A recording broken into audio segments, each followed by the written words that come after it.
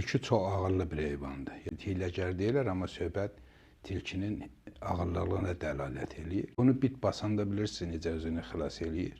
Təbiət qanunları bugünkü insan dünyasının həyatında da öz əksini tapır.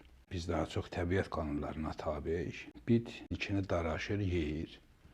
Tilki də bundan xilas olmaq üçün bir yol seçməlidir. Gözünü yandırmalıdır, öldürməlidir.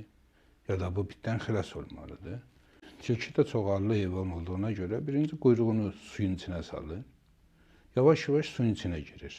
Suyun içinə girdikcə bitlər qurusiyaya dırmanır. Axırda bu hamısı bunun başı da girir suya axı. Burnunda qalır, yığışırlar oraya. Sonra tilki neyniyir? Ağzına bir yarpaq alır. Bütün bitlər yarpağın üstünə yığılandan sonra yarpağı suya bırakır. Azərbaycanda da bitlər yığışıb yarpağın üstünə. İndi artıq hiss edirlər ki, boğulacaqlar, həm də okeana bıraxar bunları. Yüzüb çıxmaq da mümkün deyil. Belə bir durumda indi bunlar yarpağın üstündən qaçmaq istəyirlər, artıq cəmiyyəti üzünü cırmaqlamaq istəyirlər. Özlərini yeməyə başlayırlar, bir-birini qırırlar. Kim məsələn? Bitlərdən danışdım herhalde mən.